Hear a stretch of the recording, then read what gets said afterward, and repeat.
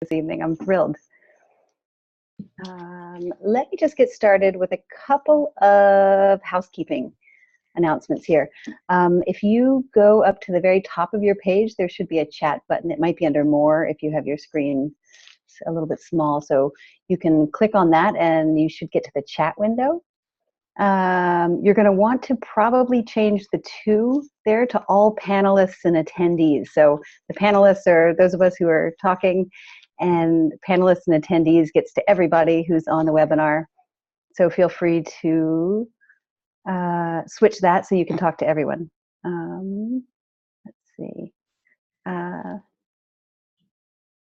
So also, we have a Q&A button. You should find that at the top as well.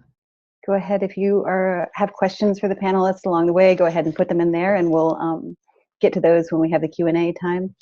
There should be plenty of time for questions, so feel free to ask as many as you'd like. That's great to see so many of you here. I'm thrilled. All right, so let's go ahead and get started. I can't see the participants, the panelists, because I'm sharing my screen, but feel free to hop on at any time, you guys. Welcome. I am so glad you're all here joining us for this really special webinar tonight.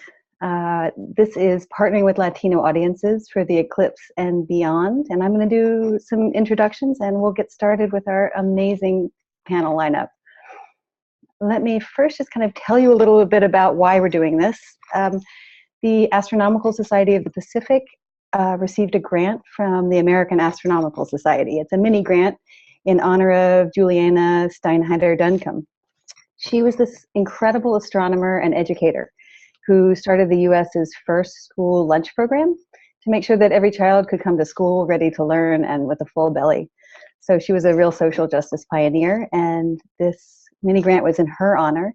So we're thrilled to be one of the 31 institutions that received one of these grants. And the grant name is Astronomy Clubs Preparing Latino Audiences for the Eclipse. They're designed specifically to reach out to audiences that may not have been reached out to before. So you can look, there's a link here if you just go to bit.ly/Spanish Eclipse that has all the information about the program on it and links to the actual AAS site with even more information. Great. So what our mini grant did was to partner with the NICE network of museums who generously offered their Spanish language Eclipse materials to us. And this gave us the opportunity to supply banners and handouts and flyers and eclipse glasses, both in Spanish and in English, to clubs that volunteered to get the word out to their local Latino and Spanish-speaking audiences about the eclipse. So here I've got the 22 Night Sky Network astronomy clubs who received the materials in Spanish and English. I imagine we have a lot of you on here today. If you want to come and say hi and represent your club, feel free to put that in the chat window. So also anyone can access these materials online. They are freely available. You can print them yourselves. At the same web URL, I listed it again here at the bottom. And this webinar is a part of that grant, and it serves to prepare clubs to do great outreach for the eclipse and beyond. And it's going to be archived on the Night Sky Network if you want to reach that later, or if you want to share it with other people who might not have made it tonight. Today's panel is not actually going to focus on specific eclipse activities, but it's going to focus on clubs forming relationships with your local Latino communities around astronomy outreach. You can find links to any kind of specific activities in both Spanish and English on that URL. So if you want to look up the Yardstick Eclipse and have a Spanish description of that, we have that as well. So I think first I would like to do a quick poll to see what kind of experience the people who are on this call already have with doing specifically reaching out to their Latino audiences in their local cities. So Brian, could you start the first poll for me? Excellent. So go ahead. Oh, was there for a second. Go ahead. Okay, great. Go ahead and just put on there how often you do work specifically with Latino audiences. And I wanted to also give a shout out tonight. We have some of our astronomy ambassadors from the AAS and park rangers as well joining us tonight. So not just amateur astronomy clubs, we have a good mix of people. Hi to Mike, hi to Andy. Great to see you there. Okay, we'll leave that poll open for just a second while I talk about why we're here at all. So it's really, oh, this is a quote here from Dr. Frida Kapoor-Klein. She is one of the co-founders of the Level Playing Field Institute here in Oakland. And it's Hispanic and Latino representation in the STEM community, that's science, technology, engineering, and math, in the workforce is really disproportionately low. You'll see from the bars on the right-hand side to see what a low percentage that is currently. And astronomy, and space science in particular are at the bottom of the barrel when it comes to diversity in STEM fields. I was really, really bummed to see that when I was doing research. And you know as well as I do, that's not because space science is more interesting to white or Asian people. This is, you know, space sparks our imagination of almost everyone you meet. So there are a whole lot of factors at play here. But one part of this issue that we can address as amateur astronomers and people doing astronomy outreach is access, right? So here is where we're going to be able to come and hopefully make a little bit of a difference. The Amateur Astronomy Club members and other science communicators can come in here, excuse me. So let's take a look at the results from that poll. Brian, can you bring that up? Great. So yeah, some people have done this once or twice, a few never, and a couple all the time or many times. So if you close that down, Brian, I think that will help with the slides progressing. Okay, great. Thanks. All right. So excellent. So there are a lot of people here have had some outreach experience with Latino audiences, and we're going to talk a little bit about, well, actually, let's do one more poll. Let's see who's on the webinar today and how we identify ourselves. This is completely anonymous. I should mention too that you can put questions in the Q&A section completely anonymously as well. If you have questions you feel embarrassed to ask or just want to say without your name attached, feel free to put those in there. I want to talk a little bit about astronomy clubs. As you know, in this country there's a huge Hispanic population, but astronomy clubs as a whole don't have a lot of Latino members. So reaching out directly to your local Latino audiences can provide opportunities to these communities that might not otherwise get a chance to maybe look through a telescope or touch a meteorite. And it's going to have broader effects as well. It's going to breathe new life into our graying astronomy clubs, hopefully. And larger than that, it's going to eventually help change those numbers we were just looking at. We're absolutely not the first people to address this issue. And this webinar isn't going to solve all of the larger issues in our society, but I really believe that this is an important conversation to have, and I am so excited to be having it with you today. Okay, let's see the poll results. Brian, if you would open that one up. All right, yeah, so a lot of these results are similar to what we would find in a astronomy club in most places in the country. So I want to invite those of you who have experience in reaching out to Latino communities to chime in through the chat, and especially those of you who identify as Hispanic or Latino. We are eager to hear from you and hear about your experiences, because we recognize that the Latino community is really diverse and it's going to have many voices and perspectives. So please feel free to chime in here. And now, what do you do when you have questions about the best ways to reach out to a new group? Well, you ask the experts, and that's who we brought on here. So if you aren't already sharing your screen, I just want to encourage you to share your screen. These 4 generous panelists have stepped up to help guide us as we do this work together. First, I want to introduce Dr. Isabel Hawkins, who is one of my heroes. She has worked in astronomy and education research for more than 20 years. She has a passion for reaching underserved communities, specifically Latinos, in STEM education. She does just an amazing job encouraging both the youth and elders of Latin American descent to bring the entirety of their cultural identity to bear in the learning of science, and I admire her greatly. Also here with us tonight is Dr. Brian Mendez. He's a professor of physics and astronomy. He also develops programs for the web and museums, among many, many hats he wears. You might know him from the Cosmic Serpent way back in 2012, I believe. He strives to foster diverse perspectives in his work, with teachers, students, and the public.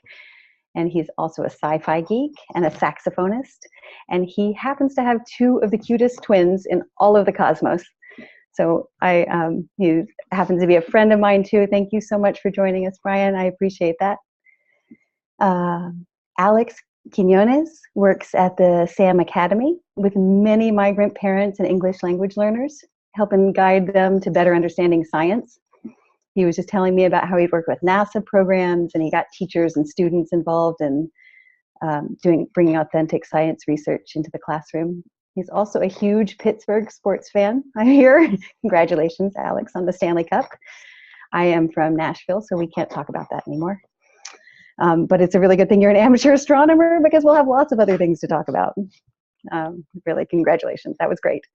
And Jose Sandoval, last but not least, his reach is absolutely enormous.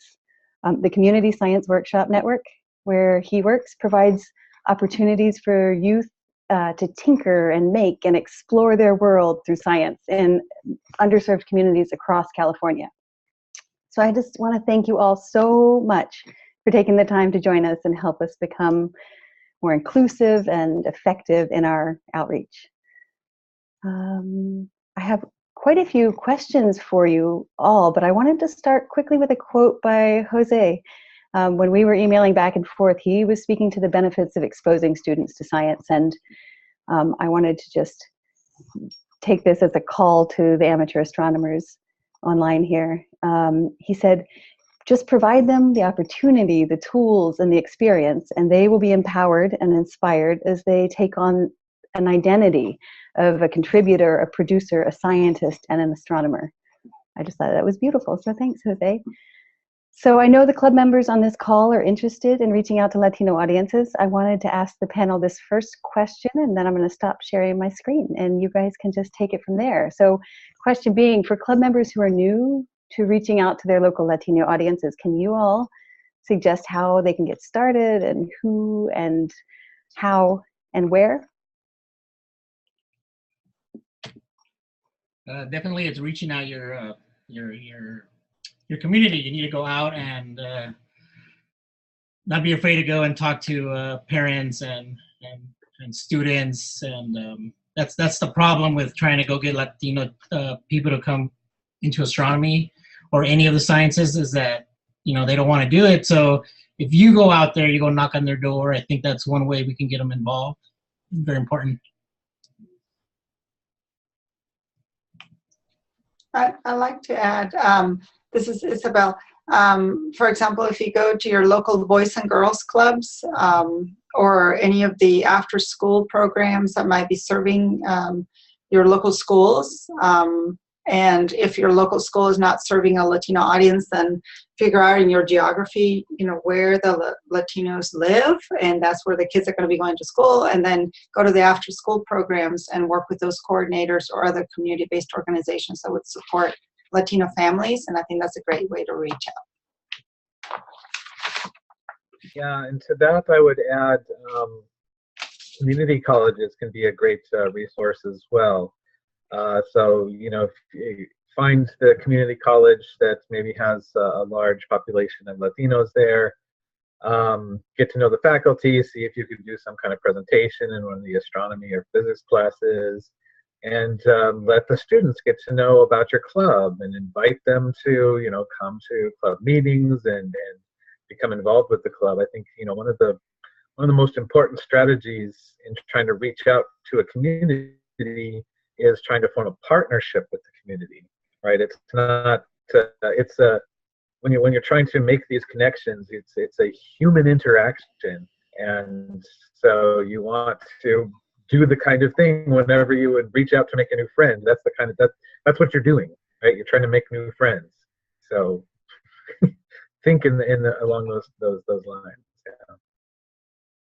Yeah, that's great. I know from the logs of the Night Sky Network that there are a lot of clubs who are doing active outreach in churches too, and certainly in schools and community centers. So that's great. That's a really good, lot of good feedback there.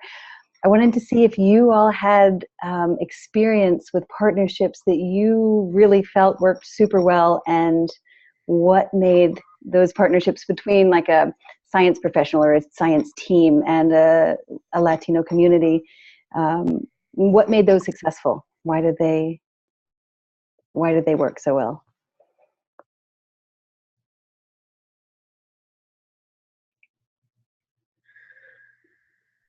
I know who's going to go first. Round. I'll go first. Break the ice.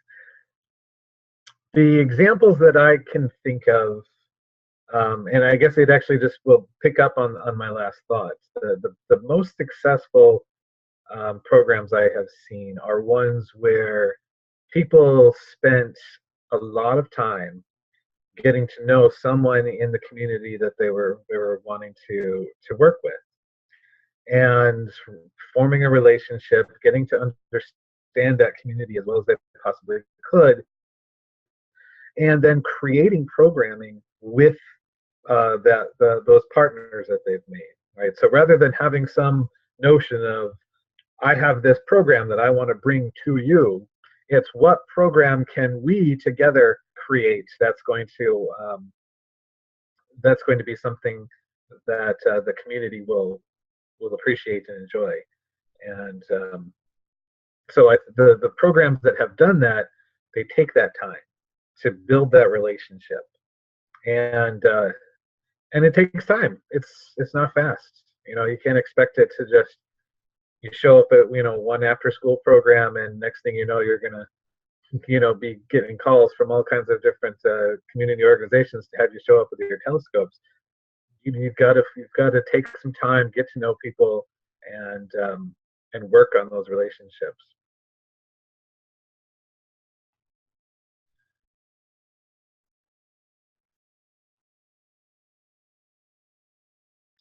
Okay, I can say something.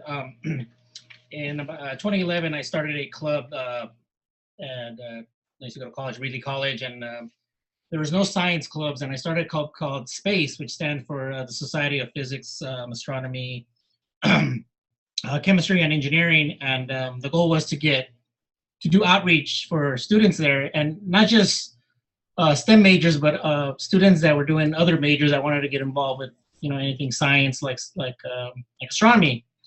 And it started out really small, but it got really big, and it still exists. So it's something like that, where you get other people from other types of majors to come in and do science and do some astronomy.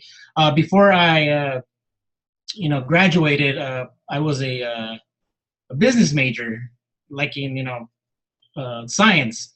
And you don't have to be just a scientist to love astronomy and to get other people to get involved. And we had a lot of Latinos in our club, and it was really popular.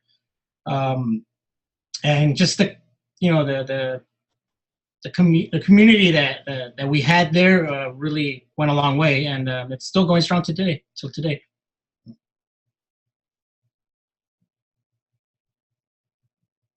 I just want to chime in. I think that one of our strongest partnerships, and I think Brian Mendes from UC Berkeley and also us at the Exploratorium have benefited from this partnership, has been with Maya communities, local Maya communities who have either their own grassroots organizations for community outreach, or they hold ongoing festivities that may have something to do, for example, with the equinox, which is very important to the Maya community because of Chichen Itza and kind of the descent of the feathered serpent on the pyramid and things like that. So kind of trying to find a cultural link from the astronomy or other types of science to the community is really important, and those links are usually very explicit if you start talking with the grandparents, because they're the ones that remember how to observe the stars and how their communities still use the stars and constellations and the movement of the sun in the horizon to time agricultural cycles that is still going on today. So I think that what I want to hearken to what all of our other panelists have said, which is developing that close relationship de amistad, de confianza, de respeto, ¿no es cierto? Entonces there's respect, there's a friendship that goes into issues of trust and sustainability, you know, how long you actually stay together with that community is really important. And I think that, again, involving the elders in the community or the leaders, it's really a good way. And if you can identify a group that's already organized so that you can be strategic and work together to do some co-development, and they themselves can then invite their communities to events that the community is already coming to, and then you add a layer of astronomy or science activities or space activities that have been co-developed with those community members. That's really powerful. Yeah, in fact, I see that Andy Cutchy from Salinas chimed in with the same notion of they did a very similar type of event. I think some members of our group showed up to one of their events before. Those are very, it's you know, that's a really smart thing to do. And the other thing is don't think of just science or astronomy. You might think of STEAM, you know, adding arts or adding performing arts or anything that gets the community together to begin with, and then you kind of tag on to that activity. That's always very, very powerful. And astronomy, of course, has everything to do with food, right? How do you grow food has everything to do with the seasons and agricultural cycles. And so if you can tie in the astronomy and the relationship between the sun, moon, and the earth to food or to traditional home building or other kinds of activities that would resonate with a community, then that's a win-win. Oh, that's fabulous. Using all of your 5 senses to really incorporate astronomy into it. That's great. Yeah, working with, there are some resources I'll present at the end in some parts from Sci Girls and others who have done research on reaching out to Latino communities, and they really emphasize doing or having your events have access to the whole family, because often an entire family from grandparents down to grandchildren will come. So as opposed to just having an event just for children, make sure to include the whole family in that. I heard when I was reading up on it, that was one of the big recommendations.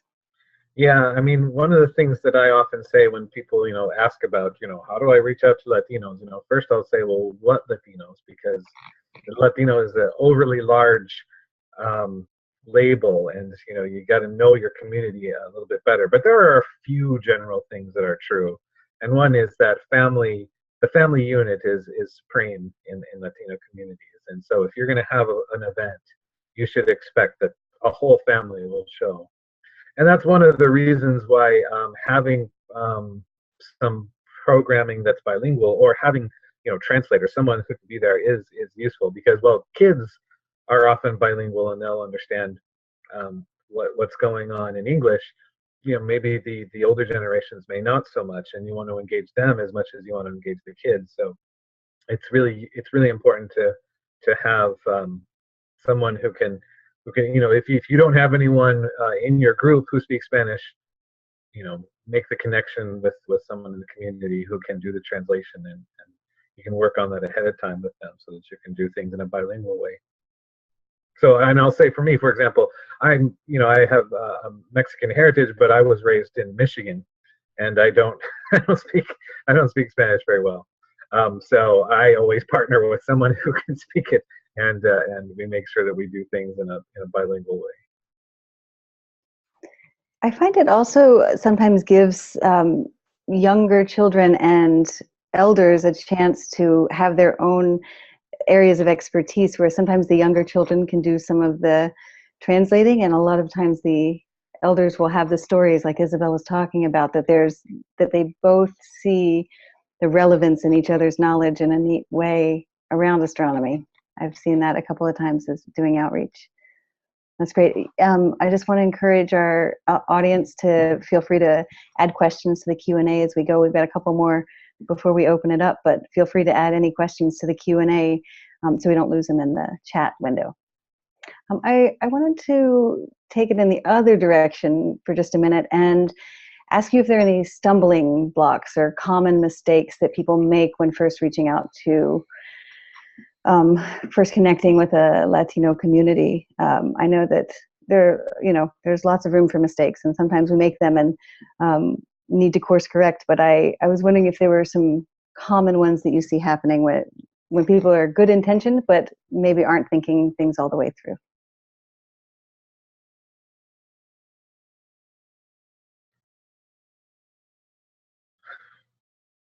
Well, I can think of one that actually I hadn't, when I was thinking of these questions beforehand. This one hadn't popped into my head until just now. So, hey, must mean it's good, right? But one thing I have seen happen that I think is something to be careful of is if you're doing an event and you're highlighting some cultural aspects, as Isabel was mentioning, which is a really powerful thing to do. You should be careful that you are respectful of those cultural knowledge pieces. One of the probably worst things I ever saw someone do, and I won't name any names because actually I don't remember the name, so I can't. But I saw a co-presentation by a Latina storyteller. She was telling a story about the character, one of the gods associated with the sun. And she was telling this story about a Mexica legend about the sun. And she told that story, and then the amateur astronomer came up to then tell his story. And what he started off by saying is, okay, now I'm here to tell you about the real sun. And I was just like, what's not real about the story that was just told? This idea that reality is only, the scientific truth is the only form of reality that there is. Stories are an important way that we transmit cultural knowledge, and there's as much reality in a story as there is in an equation. And so I would say, think about that, and think about what you're saying. Don't put down someone's culture when you're trying to reach out to them. That's the surest way to make sure they never show up again.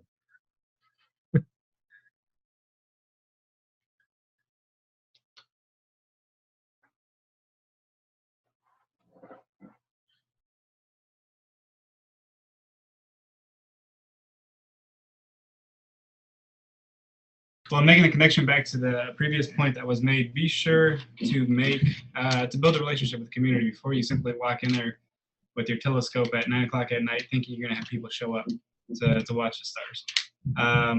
With some of the communities that I've worked with, I spent 2 years in Watsonville, and the relationship that was built with that community was built over 15 years. So if there was some sort of event that was coming up and we were the ones hosting it, they knew that it was the place to be, and then they trusted us and respected us and were willing to go along with anything that we would roll out. But at times I had seen some organizations coming from surrounding communities offering some sort of event or service and simply dropped in, and it wasn't accepted at all for whatever reason it may be. But yes, take the time to make a connection to the community. I think probably the best way would be finding organizations, of course, that are already doing the work. Like, for example, reaching out to the CSWs, not just tooting our own horn, but find the people that are already doing the work and pass on that knowledge, pass on the tools to them so they can then implement them in their communities. Great. Thank you, guys. I find museums often will know who to connect with as well. If you can't think of anyone off the top of your head, a museum is sometimes a place to connect. Thanks, you guys, so much. There are a few questions that came through, and Isabel, you were answering one so well about translation. And when you use a PowerPoint to use, for example, when you want to use a bilingual PowerPoint to, for example, use follow red for Spanish and purple for English, for example. And then you mentioned that the fewer PowerPoints, the better. Hands-on is the way to go. So did you want to talk about how you do bilingual events a little bit? You had answered it some in there, but I'd be curious to hear what you had to say. You're asking me? Yeah, that would be great. Yeah, I think definitely, the more that you can have Latinos outdoors, and everyone outdoors, right? I mean, what works for one human being will work for the other. And I think that when you're talking about astronomy, it's great to be able to go out and prepare people for looking at the sky and observing the sky. And I would say that probably one of the best times to talk about eclipse is right after sunset, when the moon is on a waxing crescent, because you'll be looking toward the western horizon, and the sun will just have set, and hopefully you will see a tiny little crescent moon, and the lit part of the moon will be pointing toward will be, you know, illuminated by the light coming up from that horizon. And so basically that gives you that teaching moment that talks about when you have a total solar eclipse, that you have the new moon in front of the sun, and that you would have to have the moon and the sun align from your perspective here on Earth to be able to see the eclipse. So I would say is that, yes, you know, give some basic information like that map that we saw to begin with, you know, a map with a path of totality or whatever. But I think even describing what is the path of totality, you know, it's really an oval or a circle about 100 miles wide that is going to be traveling across the surface of the Earth at, you know, going very, very fast. And I mean, I think that given those images of what's happening to create that picture that you're showing in the PowerPoint is very important. So I would say, you know, the main thing is just to take your families outdoors and have them look at the sky. Of course, you also have to immediately talk about safety if you are in the path of totality, so that you don't look at the sun at any time without protection, without eclipse glasses or some kind of specialized filter, especially during the partial phases. But also that gives you the good opportunity to talk about how you project, you know, the image of the eclipse using things like your crossed fingers or leaves from a tree to pinhole cameras, all sorts of different ways in which you can appreciate the partial phases of an eclipse. And then, you know, it kind of takes you into that experience of what people would see either through an online webcast, if you're not in the path of totality, or within that path. But I think that, you know, beyond eclipse, I think our greater goal is to get people looking up at the sky and appreciating the cosmos more broadly, and to make the sky your friend.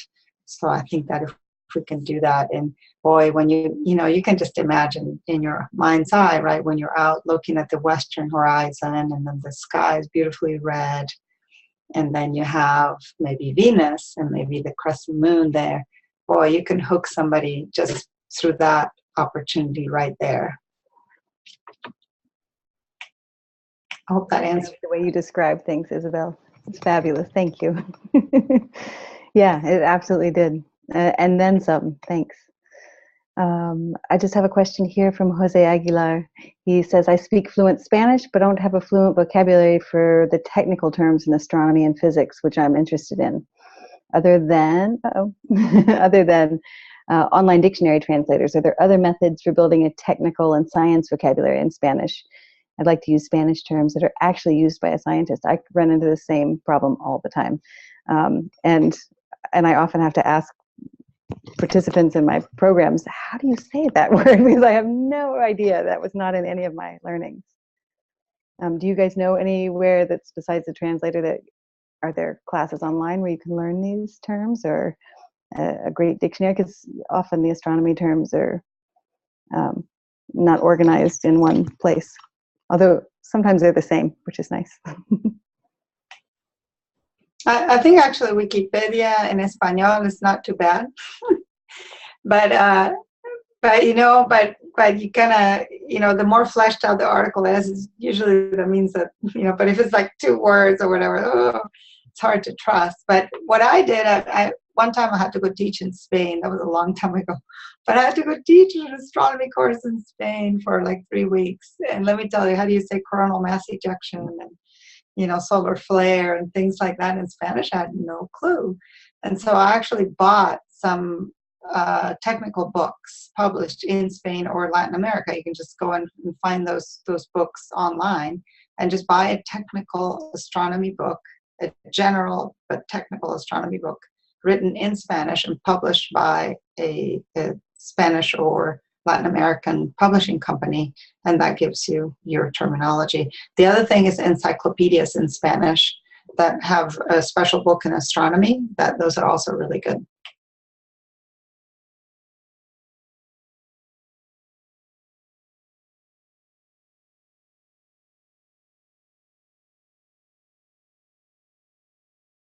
Oh, sorry, I guess someone had muted me.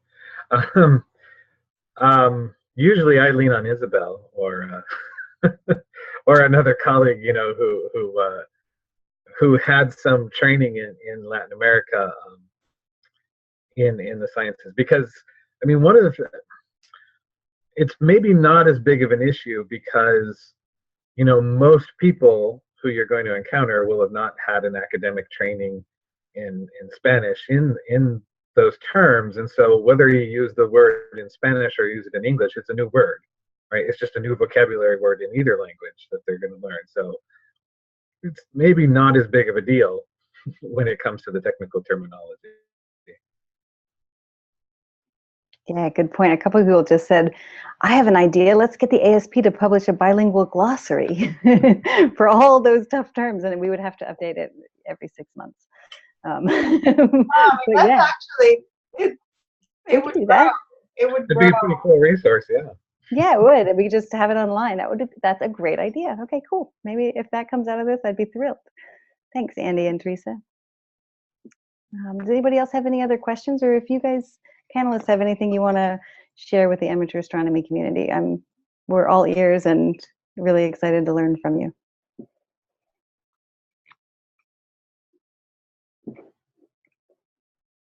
Yeah, great, you guys. Otherwise, I want to share a couple more resources with everybody.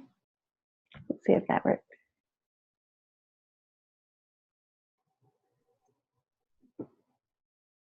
All right, yeah, so at that same site that I was showing you earlier, there are some more resources, including videos and pamphlets and handouts in Spanish and English, and some really great engagement strategies from SciGirls and PBS. They're just like one-page handouts for engaging diverse audiences.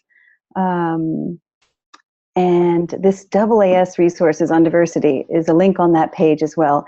And I tell you what, I was blown away by everything that they included on that. It's a really incredible resource if you want to kind of take this discussion further and work on unconscious bias and understanding privilege and what to do when you make a mistake, things like that you will encounter the more work you do.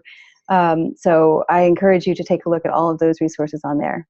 I really, really want to thank you panelists for sharing your time and your knowledge with us. I can't thank you enough for being here with us today. And I really hope that this is just the beginning of many more conversations that the amateur astronomy community will have around equity and inclusion. I know that here at the Astronomical Society of the Pacific, we're really dedicated to better serving diverse audiences, and we've been working, for example, with Girl Scouts on how amateur astronomy clubs can better serve girls. And so I know we're going to be talking about this, and I really hope that this is just the beginning of your conversation as well. You can reach out to me anytime. Feel free to email me or find us through the Night Sky Network. And there's a message here that says the NISE Network is producing a series of Earth and Space activity toolkits over the next several years, and all of their materials they make in English and Spanish. That's where we got quite a few of these materials for the grant, and I can't recommend those enough as well. So thank you for that. And let's see, there is a question, one more question here for you guys before we go. How do you address misconceptions people have without being exclusionary? That's kind of a general question that I think is a tough one, no matter who you're sharing this with. But if you guys have any suggestions for that, I'm going to stop sharing the screen. I think probably acknowledge that everybody has those misconceptions. You know, I mean, most people will have these misconceptions because we are here on the earth, and we observe the sky. So we have a very much a geocentric perspective. And I think that's another thing that professional astronomers come on very, very hard, kind of telling you that you're wrong, and it's the heliocentric perspective that we can only, acknowledge as correct. On the other hand, we're all here observing using terminology of sunrise, sunset, I mean, even all of our language. So I think acknowledging the fact that we live in a geocentric environment and experience, and that we also know that there is a heliocentric explanation, but not completely negating or invalidating the actual real experience that you're having yourself as you're explaining an eclipse or a sunrise or a sunset. Yeah, I agree. And I would also add that I guess you should clarify whether it's a misconception or a different conception. Because, if it's just a different conception, then maybe just leave that alone. But if it's something about when the seasons occur, or how the phases of the moon are connected to the location of the sun or the season or something like that, then I think it's for me, the way to always try to correct a misconception is to provide people with some evidence, right? To actually have them look at something and see, people don't realize that the moon is visible in the daytime sky, like every day except for one, or maybe two, right? And the easiest way to combat that one is, point at it, hey, there it is in the daytime sky, voila. So I just providing people with evidence, and if you can't do that because the object or whatever is not up, or it's a long-term thing, pointing to people to resources or doing some hands-on activities that help them understand things. So doing hands-on activities about the seasons or the phases of the moon, you should be doing that anyway at your events, right? So those are great, important ways to help people understand some of these concepts, which are really, they require a fair bit of, three-dimensional abstraction, which is kind of unnatural for most people.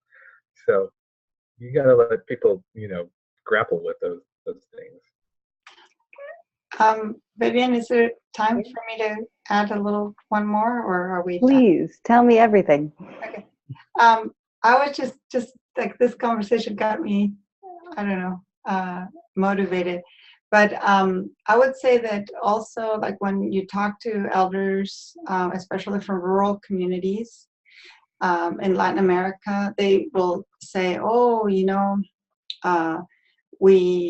our community, my parents would ask us to go out and bang pots and pans during an eclipse, just because, we wanted the moon to go away and let the sun come back to us, so there's these kind of tension between a tradition, or perhaps, I don't know if it would be called a misconception, or maybe a myth, or a belief. But even like using the word myth, makes it look as if it's like unscientific, right? There are other communities in which the parents would be concerned about the children looking at the eclipse at all, and so they would go indoors and not allow them to look at the eclipse. And some of these customs or traditions, I think that we shouldn't place our own values on them and say, oh, how silly, that you don't let people come out and look at the eclipse even with appropriate protection of your eyes, because sometimes these traditions come from a very, very long time, and maybe the depths of the tradition is not understood by us, and at times maybe some people don't even want us to understand. It's not for us to understand.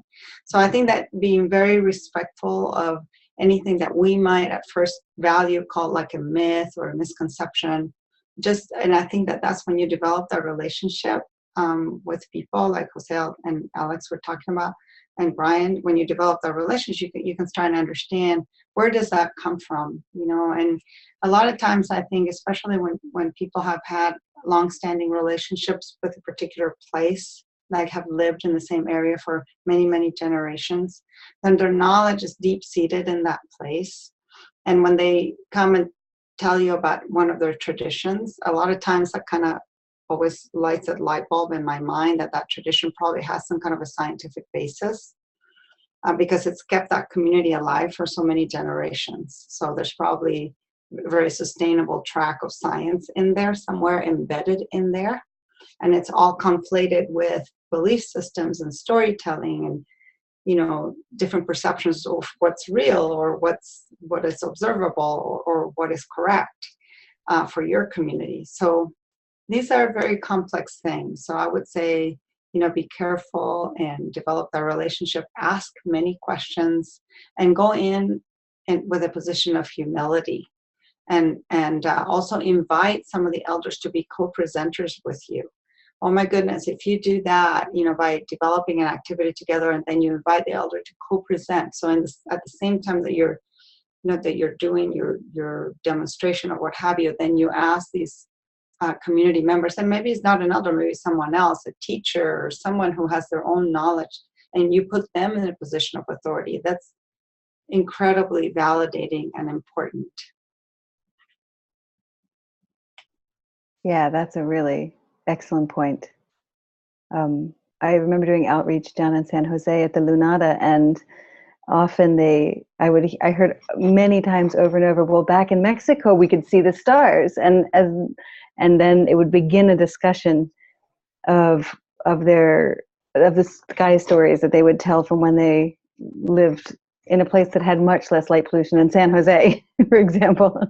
Yeah, no, these are really important stories. I wanted along those same lines to mention on that webpage we also have another resource put out by the Lunar Planetary Institute that's called The Vanishing Sun, and it's eclipse tales from around the world that are told by people from those audiences. So I just want to thank you all so much for being here tonight, and really excellent information. So we'll have this webinar archived and you can access it at any time.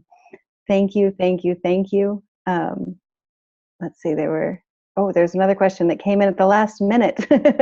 Lots of, yeah, so these were just some more suggestions, and we'll include those places to reach out to Latino audiences by finding out what your club's demographics are and including spouses and children, boys and girls clubs, YMCA and YWCA. So thank you to all of the panelists. Thanks to everyone who's listening in. I appreciate all of you, and it's been an honor to talk with you tonight. Thank you. Thank you.